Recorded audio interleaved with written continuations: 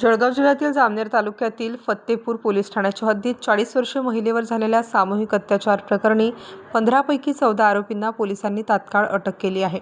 या धक्कादायक आणि संतापजनक घटनेबाबतची सविस्तर बातमी खालीलप्रमाणे आहे। जळगाव हादरलं, जंगलात महिलेवर सामूहिक अत्याचार करून व्हिडिओ केला। जळगाव जिल्ह्यातील जामनेर तालुक्यातील फत्तेपूर पोलीस ठाण्याच्या हद्दीतील एका जंगल परिसरात ही घटना समोर आली।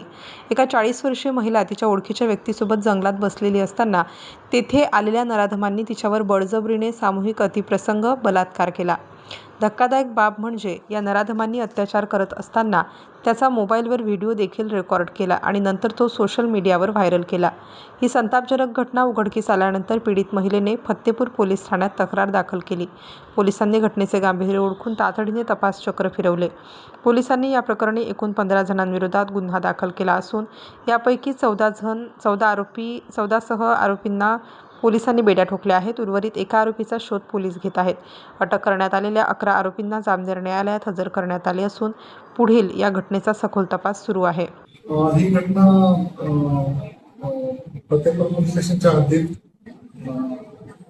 एका जंगलाच्या परिसरामध्ये झालेली होती।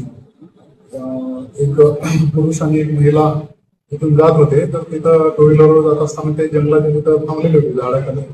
तर अशा वेळेला तिथल्याच परिसरातले जवळजवळ 15 जे तरुण आहेत ते त्या जंगलाच्या परिसरामध्ये काही निमित्तानं आलेले होते। तर त्यांनी त्यांना ब्लॅकमेल करून किंवा जबरदस्ती करून त्याच्यातल्या 2 संशयित आरोपींनी सदर महिलेवर अतिप्रसंग केलेला आहे, तिच्याशी जबरी उपभोग केलेला आहे। त्याच्यावरून काल सदर पीडित फिर्यादी महिलेच्या तक्रारीवरून आपण 15 लोकांच्या विरुद्ध गुन्हा दाखल केलेला आहे। 2 लोकांनी ऍक्च्युअल रेप केला आणि बाकीच्यांनी त्यांना सपोर्ट केले म्हणून, आणि त्याच्यातल्या दोघांनी व्हिडिओ रेकॉर्डिंग केले आणि ते सोशल मीडियावर व्हायरल केले असं म्हणून आपण त्यांच्यावर गुन्हा दाखल केलेला आहे। 15 पैकी 14 आरोपी अटक आहेत, कालच त्यांना अटक केलेला आहे।